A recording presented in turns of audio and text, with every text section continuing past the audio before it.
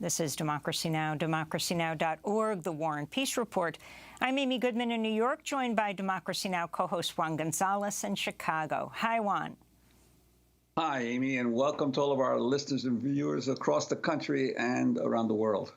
Well, we begin today's show with the legendary Pulitzer Prize-winning journalist Seymour Hersh. In 1970, he won the prize for his reporting for the Dispatch news service on the My Lai massacre, when the U.S. slaughtered more than 500 Vietnamese women, children, and old men on March 16, 1968. His reporting in the New York Times on CIA spying on anti-war activists during the Vietnam War era helped lead to the formation of the Church Committee, which led to major reforms of the intelligence community. In 2004, in the pages of the New Yorker magazine, Sy Hersh exposed the Abu Ghraib prisoner abuse scandal in Iraq. Well, last week, he published another bombshell report, but this time on his new Substack page. The piece was headlined, "How America Took Out the Nord Stream Pipeline." It looks at one of the great mysteries of the past year. Who is behind the bombing of the Nord Stream pipelines, which were built to carry natural gas from Russia to Europe? The pipelines were severely damaged last September in a series of underwater explosions in the Baltic Sea.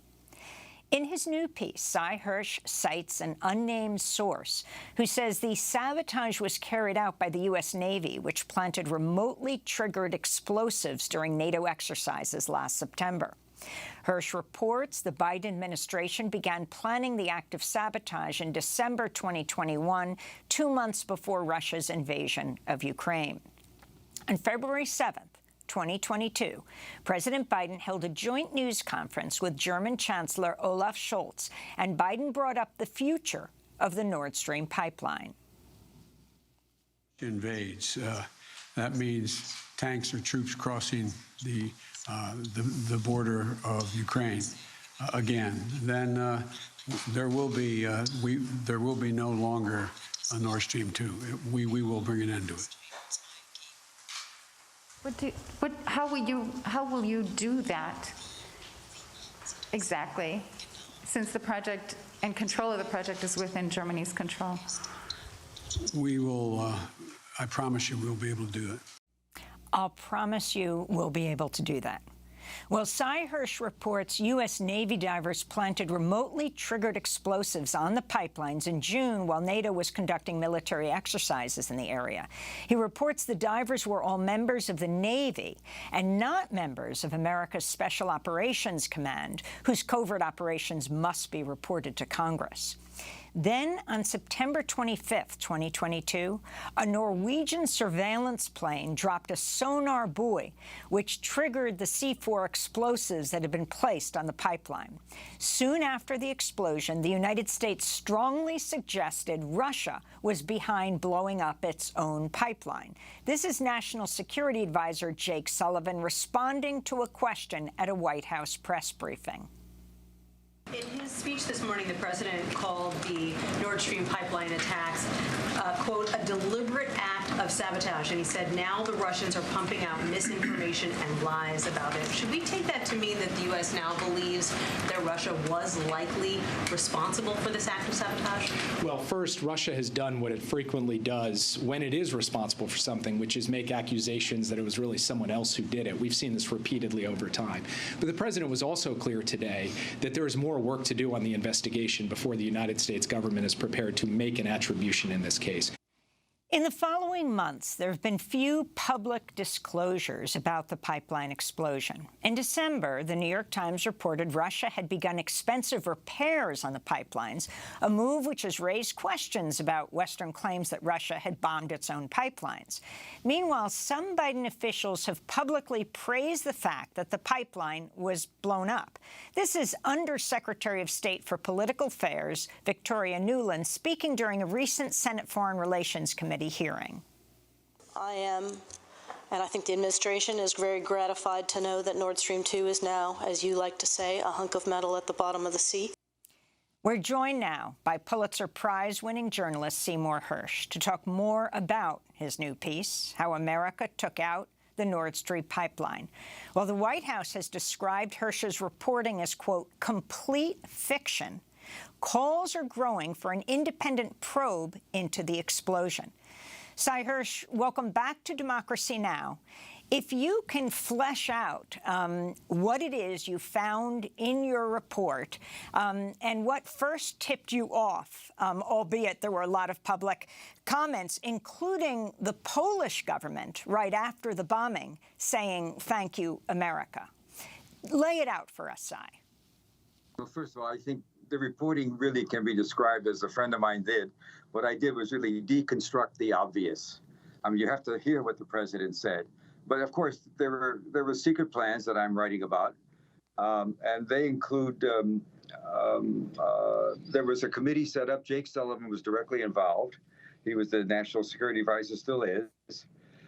They set up a team to look at options about how to put pressure on the Russian government to back off. I'm getting a bounce in my ears, so this is comical. Can you hear me? We hear you perfectly. We don't hear the bounce, Cy. Oh, okay, that's great. I hear it though. Anyway, and so I'm just writing about inside baseball stuff. It's the normal things you do. They set up a committee to think of options. Russia was clearly going to go. The threat the president had yet to make had not been made. And this is December before New Year's Day of the year before, 2021. And the question inside the committee, and it included the usual CIA, NSA, Treasury Department, State Department, you name it, and they met in a secret office building in the across the street from the White House, the executive office building. The option was: do you want us to do something kinetic, or something not kinetic? In other words, not kinetic would be more sanctions, or something kinetic would be, taking out the pipeline, as had been thought about. And an answer came pretty quickly. I would guess Victoria Nuland's statement that you mentioned came actually before the president's. It came in late January of last year. And that statement came, at that time, I think the committee involved, a lot of sophisticated people in the intelligence and operation community, concluded you could do it. And the White House was told it was possible. I think that led to the comments, which really, of course, made the people on the inside go half crazy, because it was supposed to be completely covert. But at that place, as I wrote, it was simply described as a classified operation. None of the rules of reporting to Congress were involved. And so they began their planning. They went to Norway, which is a great ally of ours. Norway was one of the original signers of the 1949 NATO treaty. I think 19 nations were involved then. And Norway is a great ally. We have spent, I write about this in some detail in the article, hundreds of millions, probably more, closer to $1 billion or more, upgrading facilities. Norway has a 1,400-mile border along the Atlantic coast that goes from Oslo in Europe all the way up north it runs into the Russian border above the Arctic Circle. So we put a lot of facilities up north there. Synthetic aperture radar, which costs a fortune to monitor the Russian nuclear sites around, and also their military activities around there, up in the other side of the peninsula, in the Kola Peninsula. So they're just our guys, and they're also great at doing underwater stuff. And so that's what happened. We did a plan with them. We had to clear it with Sweden and Denmark. I'll leave it to them to decide whether that they were accepted the explanation we were doing exercises in the Baltic Sea for the hell of it. But so far, I haven't seen much from either of them. And, it's a tiresome game to me. And so what happens is, when I do my story on Substack, I wouldn't even think, I'm embarrassed to say it after all those wonderful years I had at the New York Times, I wouldn't even think of taking a story like this to the New York Times. They've decided that the Ukraine war is going to be won by Ukraine, and that's what its readers get, and so be it. That's their call. So I just did my reporting, and the miners came from a very facility in a little small town in Florida, and the mining community in the Navy is very secret, and they just do their business. They don't talk. There was perfect people to get, and they practiced it. And as you said, there was a major exercise every summer by the Sixth Fleet, which American Sixth Fleet out of Italy, which also has the operational rights in the Baltic Sea. Baltic Sea is a huge place. The pipelines we're talking about, Nord Stream 1, which came alive in 2011, and Nord Stream 2 was actually done, but the Germans that are ready to pump has 750 miles, and they go straight from Russia, which is loaded with all kinds of gas. They're in Siberia. They have enormous reserves directly into Germany. And I can tell you, Nord Stream 1 was a godsend for the German economy and Western Europe. They produced so much gas at such low prices that the German government was actually able to resell some of the gas the Russians were providing at a profit without Russia objecting. And so the German economy is huge. It's booming. You know, the cars we know about, Germany has the largest chemical company in the world, BASF, and everybody's right now. It's hell to pay. It's gotten very cold there. There's a lot of anger, and anyway, the purpose. Hersh, so I wanted to ask you in terms of the lack of it always seemed to me when the claims were that potentially Russia had sabotaged its own pipeline, that it was ludicrous to think that that would be so, that they would invest so much money in pipelines and then bomb them themselves. But I'm interested in the lack of press attention since the sabotage occurred, and also the lack of congressional attention. I think back to the CIA's mining of the Managua harbors back in the early 1980s under the Reagan administration, when the conservative Republican head of the Senate Intelligence Committee, Barry Goldwater, objected and raised concerns that this was a covert operation where Congress was not notified. And then, of course, Congress cut off aid to the Contras. As a result, there was an International Court of Justice ruling against the United States. But in this case, this kind of sabotage, the media seems not to be at all interested in finding out what happened here, as you have, and Congress, there's no one in Congress that's been raising questions. You listened to the newscast that we just heard as the show opened. One horrible event after another. I think the world's taken a very bizarre turn. I also, it doesn't matter what I think. There's no question there's been a polarization of the press since Trump got in. We're now on two sides, right, left, Democrat, Republican, however you describe it. If you watch Fox News, you don't watch MSNBC, et cetera, et cetera. And if you read the New York Times, you're not going to get what the right winger, the conservatives have been after the New York Times and Washington Post for their quote unquote liberal views. So we've got a polarization going, and at this time we've got a Democratic president that has done some good stuff domestically, but I can tell you I'm not understanding the total commitment to Ukraine, and I'm not understanding what I read, because obviously I have access to a lot of people who see things. I've been doing this, Amy, and I've been doing this, writing about COVID activities for, am I that old? 300 years. Anyway, the bottom line is the stories I've been getting about the war, particularly beginning in fall, and that's what gets interesting, have been pretty dire. The Russians, I think the end is just a question of time. Right now, it's a question of how many more people Zelensky wants to kill of his own people. It's going to be over. What happened is the plan was to put the bomb, and I can't answer your philosophical question about why Congress isn't doing anything anymore. Congress is pretty much polarized just as much. And there's also an enormous continuing hatred of all things Putin in this country, which is foreign policy disagreements are one thing, but it's very personal here, and that's not useful. But anyway, the other, he is. I don't think there's any chance that Putin wants to take over Europe. I don't think he wants to have Ukraine tamed, but he's not interested in doing anything more. But I may be in a minority about that. Anyway, what happens is there was an exercise in June, and it was supposed to. The bombs were put in there under the cover of a NATO exercise. There were a lot of different countries running around with divers and blowing up things. It was an exercise to go find and chase mines. There never had been one before. It actually was whoever in the CIA or in the other agencies that thought this up. should get a bow because it was pretty ingenious. So in that exercise, the divers went down, did what they were trained to do. They're very good. C4, a couple hundred, whatever the weight is, bombs enough to blow up most cities, most of the buildings in Washington, and maybe some in New York. Anyway, they did their job, but the president at the last minute hesitated because he was afraid blowing it up right after the exercise would put the finger at us. And then he wanted permission to do it anytime, and that caused an enormous trouble in the team. The team was, people are sophisticated in the intelligence services. I know we have cliches about them. We see the movies about them. And the bottom line is this made sense of them blowing up a pipeline,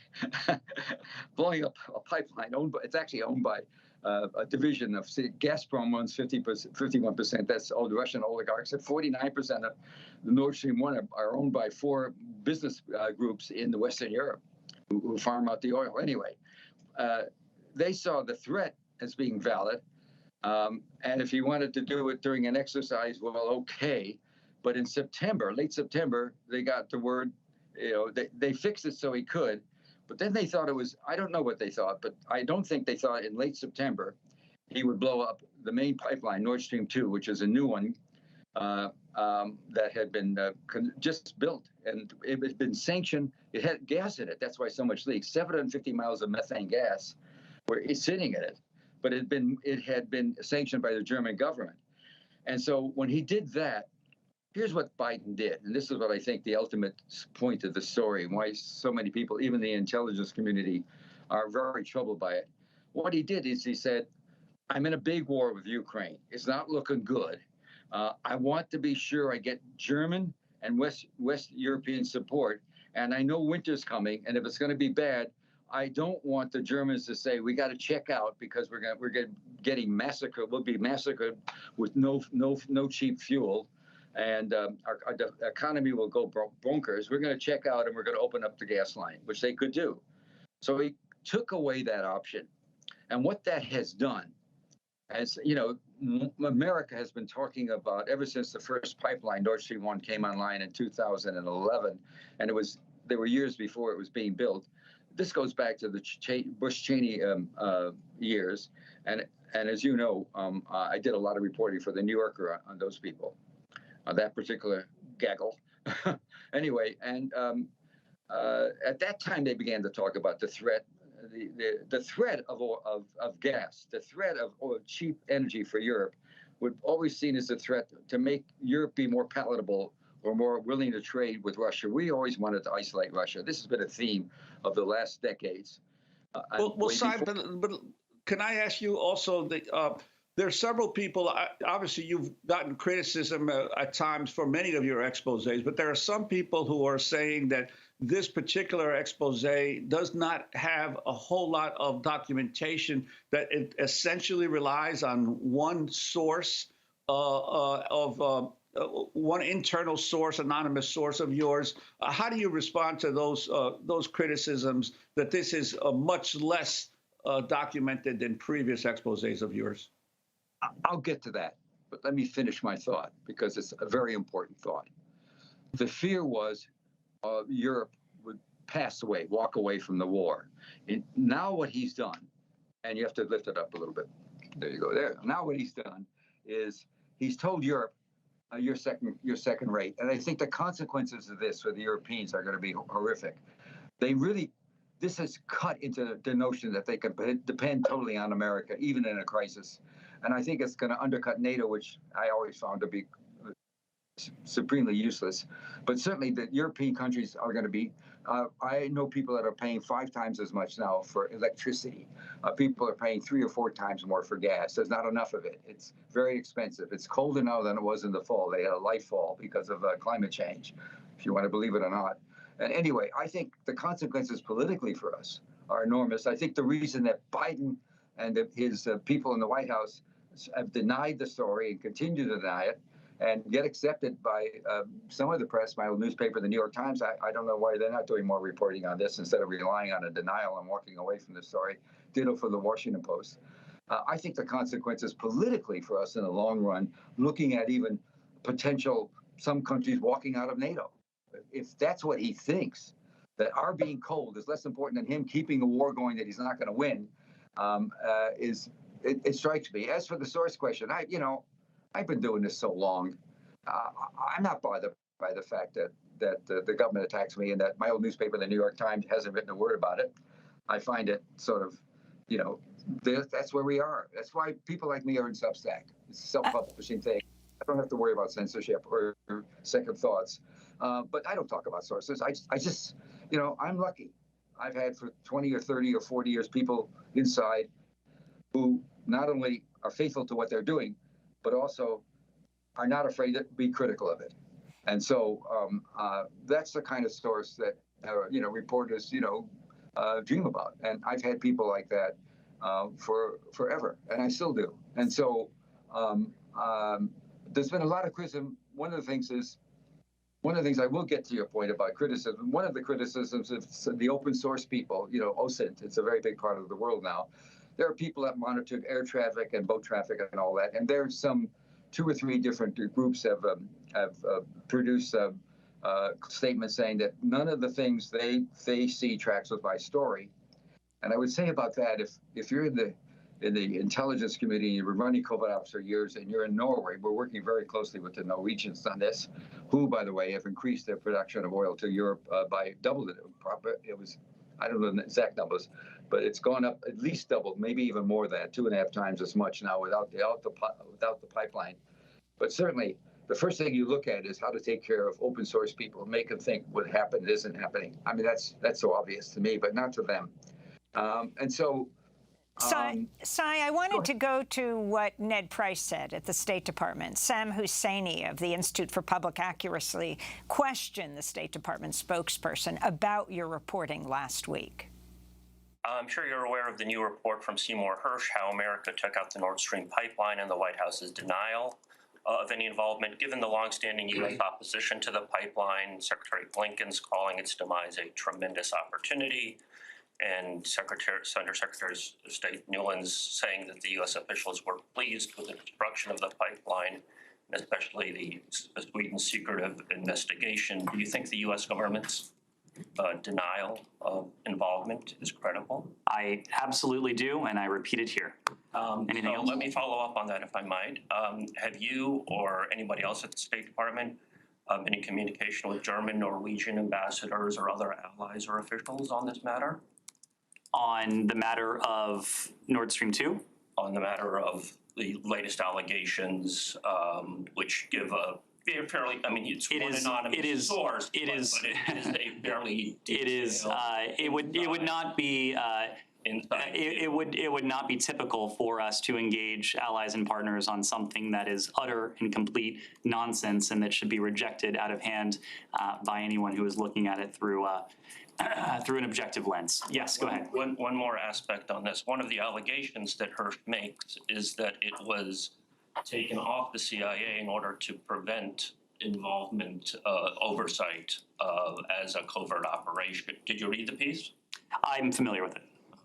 One of his allegations is that it was taken off the CIA. Look, rather than let this propaganda be aired in the briefing room, but let me just say it is a fundamental misunderstanding of oversight in our U.S. Congress. Beyond getting his facts entirely wrong, as he has before in very high-profile ways, it is a fundamental misunderstanding to suggest that our intelligence community is not subject to oversight. Anyone who writes that, who writes anything like that, should not be believed on any fact that he or she puts forward. That it was taken off of a CIA and put under military in order to prevent. Our military is also subject to rigorous oversight. That's my question. That's my question. The answer is yes. So that's Ned Price being questioned by Sam Husseini in the State Department press briefing room. Sai Hersh, I'm wondering if you can respond. You wrote an interesting follow-up today on Substack called Crap on the Wall. Now, it's not your words, actually. You're actually quoting the White House when they, the most bizarre effort came from Defense Department of Donald Rumsfeld, you write. 2 decades ago, Secretary Rumsfeld, Vice President Richard Cheney discarded the rule of law and common decency in their efforts to stomp out Muslim terrorism. I was writing for The New Yorker. You're talking about the Abu Ghraib scandal. The White House responded to an article I published about the CIA's secret operations, inside Iran, by calling it another example of Hersh throwing crap. That was the word used by an Assistant Secretary of Defense on a wall to see what sticks. Under Barack Obama, you say a senior national security advisor responded Seymour Hersh is a known fabricator, adding the magazine, The New Yorker, could publish that response to any future Hersh story without further checking. Your response to all of this?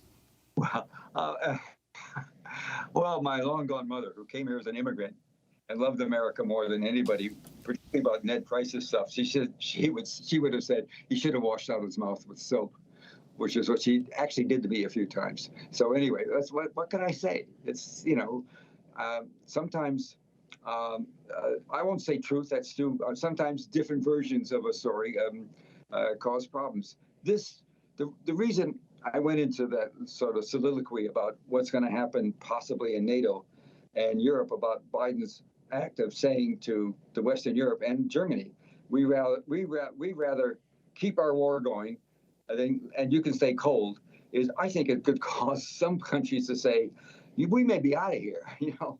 What do we need NATO for? And American support when in a crisis, they take away our ability to keep our people warm.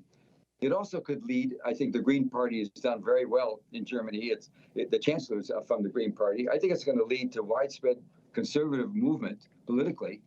And the one thing we did after World War II that was fantastic was we rebuilt Europe into a modern democratic plural society.